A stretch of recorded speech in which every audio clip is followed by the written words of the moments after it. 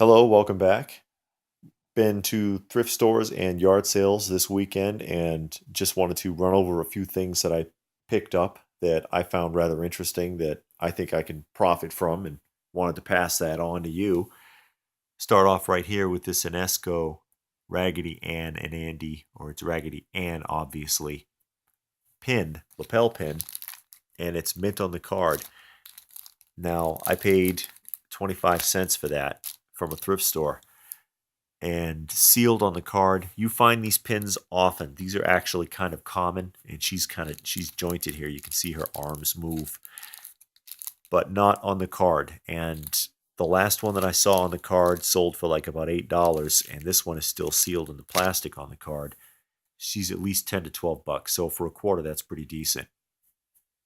Bible, the Catholic Action Edition, and older Bibles with the gilded edges and with really good artwork in them. If I can, like this, even though this one has been personalized. There we go. It hasn't been used much. It's in really excellent condition. I paid $1 for this at a thrift store, and it'll probably fetch about 15 to 20. I always like working with the older Bibles. They do really well, or they sell well. They don't always get a whole lot, but they will sell. Now, a tri-clad motor from General Electric, which is basically just an electric dynamo. You put your own leads in there and fire it up. Got that from a yard sale for $2. Marked down from 3, marked down from 5. Nobody wanted it. I did because I know what it is.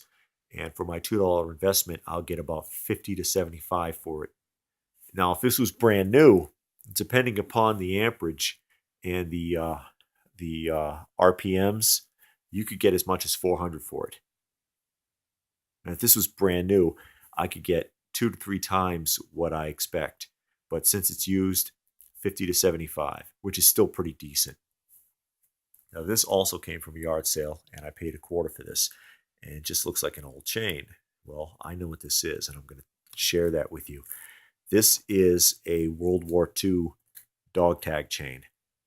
And you can tell by the clips, and I'm going to open this up for you here so you can see what I'm talking about. See how that splits?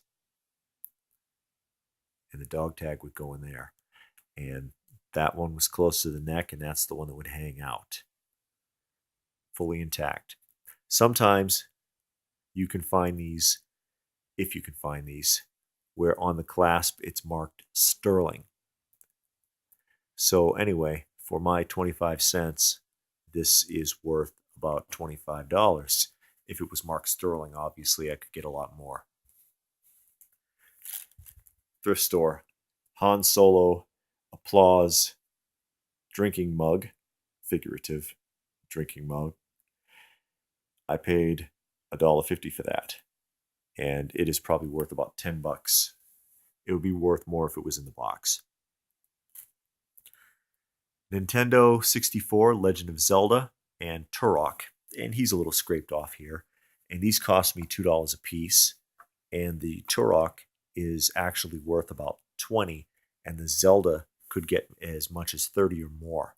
Zelda's always very popular. 64 is not the most popular from the systems. People usually like the old Sega Genesis or the original Nintendo. Nintendo 64 wasn't that big. It was too expensive at the time. So it's not that big of a deal to a lot of people. But sometimes certain cartridges still fetch a really hefty price. So if you can find them cheap enough, it's worth checking them out. There were other ones that were there that I looked at, and I decided that it just wasn't worth the investment, but these two obviously were. Particularly, most of the time, I try to avoid sports unless they're like practically brand new in the box. Now, I know you saw this stack of DVDs here with this Asian man. There he is on the cover. These came from Goodwill, and I just got a handful of them here. I actually got a few dozen of these from Goodwill for $1.99 a piece. They are all sealed. And what this is a martial arts instruction video from this guy's school in China. And yes, it is in English. Why would I do that? Why would I just get all of those? Well, because the value on them ranges from about $12 to $25 a piece on the aftermarket. So these will be going on Amazon for 12 to 25 a piece. I know you were looking at this. I have here a $5 bag full of vintage He-Man figures. They're all in really excellent condition, particularly Spydor here with his string and hook. They usually don't work. This one does. Clawful with his little lobster claw snapping thing there. So $5 for the bag is outstanding, considering that even though these are basic figures and they're missing their weapons, the value, oh, he still has his cape. That's good. That's pretty rare for him to still have the cape. That's Hordak, by the way. These are worth a minimum of about $5 a piece. So for my $5 investment, you do the math. I think I did pretty damn good. And finally, for $15 for a box full of Star Trek phasers. And a lot of these work. A couple of prop replicas like these, and some vintage ones like this is an old squirt gun, and I'm going to guess that this is from the 76. Let me look. I think that says 76. Paramount Pictures Corporation. Yeah. Little old tricorder there and communicator. These are from the 70s, not from the 60s. Disc gun. No disc. This monstrosity from, I think this is from Remco. This might be 75 Remco. Yes. There we go. 1975 Remco. And it's like a flashlight basically, and there's a disc you put on the front and it projects light. Okay, $15 for the box of phasers, and this is probably worth about $100 collectively. So that was a decent investment.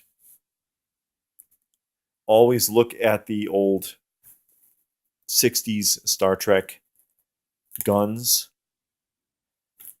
but don't pay a lot for them unless they're still on the card or still in the package. Loose like this, I wouldn't have paid too much more, because I might have to put these in a couple of lots actually, but they'll sell. I'll get rid of them and I'll get about $100 for this stuff. Anyway, I hope that has been insightful. Any questions or comments, go ahead and put them down below. I do read them, and I hope to see you again soon.